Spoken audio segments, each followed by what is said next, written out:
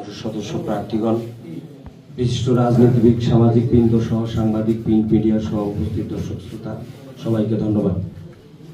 আপনারা এতক্ষণ যে দীর্ঘ আলোচনা আমি বিভিন্ন সংসদ সদস্য প্রার্থী এবং বিশিষ্ট ব্যক্তিদের থেকে শুনেছি, আমাদের মূল বিষয়গুলি সবটাই এসেছে। আমি বেশি সময় নিব না, জোহরের নামাজ হয়ে গিয়েছে।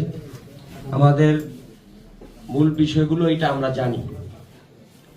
আমাদের নির্বাচন, এখন আমরা সবাই বিভিন্ন কমিটমেন্ট প্রতিশ্রুতি করতেছি। অধিকাংশ লোকের কথা চলে এসেছে যে আমরা কমিটমেন্ট করি কিন্তু আমরা বাস্তবায়ন করি না।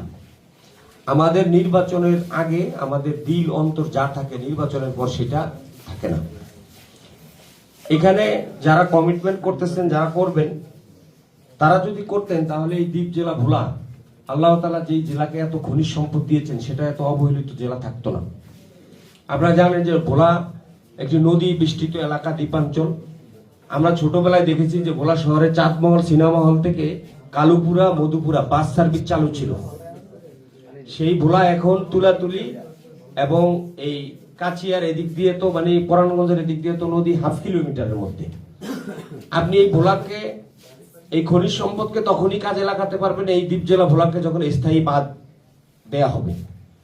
ভোলায় আমার এই যে নয়ন ভাই বলছে যে ভোলার মানুষরা, আমরা ঢাকার যেখানে যাই, চট্টগ্রামের যেখানে যাই, যেই রিক্সা চালকে উঠি তিনি দেখি বাড়ি ভোলা। রাজাপুর, এই বুরহানুদ্দিন, লালমোহন, তজুমুদ্দিন, কথা বললেই তো বুঝি সবাই। এই নদী ভাঙ্গনের কারণে দ্বীপ জেলা ভোলার ঐতিহ্যবাহী পরিবারগুলো আর্থিকভাবে, সামাজিকভাবে কত মানবতর জীবনযাপন করতেছেন। এটা আমাদের যারা অতীতে এমপি মন্ত্রী ছিলেন তারা কতটা অনুধাবন করেছিলেন এটা আমাদের বোধগম্য নয়। এই পানি উন্নয়নের বোর্ডের যে বরাদ্দগুলো সেটা কোথায় যায়, এই মানুষগুলো, এই দ্বীপ জেলার ভোলাবাসী এটা কখনো জানে না, এটা ক্লিয়ার জানে না। 1991 সনে দ্বীপ জেলা ভোলায় প্রথম গ্যাস উত্তোলন করা হলো। 36 বছর হলো।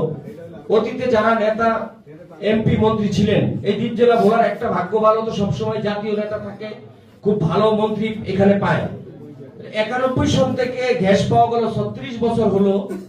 এই দ্বীপ জেলা ভোলায় যদি একটি করে মিল, ফ্যাক্টরি, কলকারখানা হতো, 36টি হতো, 2টি করে হলে 72টি হতো, তাহলে এই দ্বীপ জেলা ভোলার মানুষ এত বেকারত্ব থাকতো না। আজকে আপনি মাদকের কথা বলেন, মাদকের জন্য তো আমরা দায়ী। আমরা তাদেরকে কর্মসংস্থানের ব্যবস্থা করতে পারিনি, আমরা তাদেরকে কোনো কাজে লাগাতে পারিনি, আমরা বিদেশে যাওয়ার ক্ষেত্রে কোনো সহযোগিতা করতে পারি নাই। এই ভোলার যুবকরা অনেক সময় দেখি ঢাকাতে মোটরসাইকেল রাইড করে, বিবিএ পাস করা, এমবিএ পাস করা, যে অড জব করে, তখন আমাদের খারাপ লাগে। কিছুদিন পূর্বে আমি ঢাকার একটা প্রাইভেট হসপিটালে আমি চিকিৎসা করতে গিয়েছি। সেখানে যে দেখি যে আমার এক বাল্য বন্ধু এরকম একটা অড জব করতেছে, সে আমাকে দেখে লুকাইছে। পরে আমি বুঝছি যে সেও লজ্জা পাইছে, আমিও লজ্জা পাইছি, আমি দেখা করি নাই। এগুলো তো আমরা করতে পারি না। তো আমাদের কথা হলো যে এই দ্বীপ জেলা ভোলাকে গ্যাস ভিত্তিক শিল্পাঞ্চল এগুলো করবো। আপনারা জানেন আমাদের এখানে ভুবনেশ্বর কাকা সহ আমাদের রাজনীতিবিদ দল আছে। আমরা ভোলা বিডিএফ, ভোলা ডেভেলপমেন্ট ফোরামের সভাপতির দায়িত্ব পালন করছি। আমরা ভোলাবাসী সহ ভোলা বরিশাল সেতু বাস্তবায়ন কমিটি, এটা অনেকে বলেন যে আমরা সংসদে গিয়ে কথাটা বলবো, এটা আসলে ঠিক না।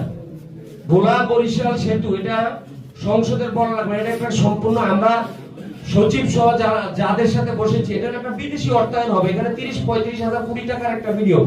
এটা যখন কেউ বিদেশি ফান্ড করবে, কোরিয়া, জাপান এবং চীন আগ্রহী, তখন এটা আসতে পারে। এটা বাংলাদেশের মধ্যে যে কটা মেগা প্রজেক্ট, তার মধ্যে হলো ভোলা বরিশাল অন্যতম, আরেকটা হলো চাঁদপুর, শরীয়তপুর। এটা ফিজিবিলিটি হয়েছে।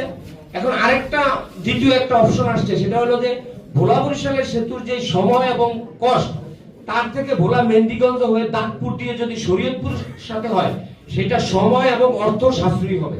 এবং আমাদের টাইম ভোলা থেকে তখন লাগবে 5 ঘন্টা, আর এদিক দিয়ে করতে পারলে লাগবে 3 ঘন্টা। সেটারও একটা আলোচনা চলতেছে। আমরা সার কারখানা নিয়েও আমাদের একটা, এটা খুলনা নিয়ে যাওয়া হয়েছিল। আমরা পরে যে বিডিএফ, আমরা এটার মাধ্যমে ভোলা ফিজিবিলিটি হয়েছে, এটা ভেদুরিয়া ফেরিঘাটের এখানে জমি করছে, এটা এদিকে হবে। তো আমরা আশা করি যে জনগণ যেটা চায়, আমরা যদি এই জেলার যারাই আগামীতে সংসদ হবেন, এটা আল্লাহ পাকের হুকুম, মাশাআল্লাহ কানা ওয়া লাম ইয়াশা লাম ইয়াকুন, আল্লাহ পাক যাই চান তাই হবে, এর বাইরে হবে না। কিন্তু আমি রাষ্ট্র পরিচালনা যারা করবেন, যারা নেতা, তাদেরকে বলবো যে রাষ্ট্র পরিচালনার প্রথম কথা হলো যে লা ঈমানা লিমান আমানাত লাহু, যিনি রাষ্ট্র নেতা হবেন তার প্রথম দায়িত্ব হলো আমানত রক্ষা করা। আমানত রক্ষা না করলে জনগণের সাথে যে আমাদের কথা, এটা আমাদের এই রাষ্ট্র 55 বছর না 550 বছর উন্নত হবে না। একটা রাষ্ট্র উন্নত হতে হলে ভিশন 20 বছরের বেশি লাগে না। আপনারা যারা ছিলেন তারা পৃথিবীর অনেক দেশে ভিজিট করেছেন, আমরাও গিয়েছি। প্রত্যেক রাষ্ট্রের একটা ভিশন থাকে, একটা জাতি পরিচয় থাকে, সেই জাতি ওইভাবে করে। আমরা সেটা পাচ্ছি না, এটা আমাদের ব্যর্থতা। আশা করি আগামীতে আমরা যারা আসবো, আমরা এই দেশকে নিয়ে, জনগণকে নিয়ে আমাদের কথা এবং কাজ আমরা যাতে রাখতে পারি এবং সেইভাবে চলতে পারি। আল্লাহ তাআলা আমাদের সবাইকে তৌফিক দান করুন। ধন্যবাদ জনাব ওবায়দুর রহমান।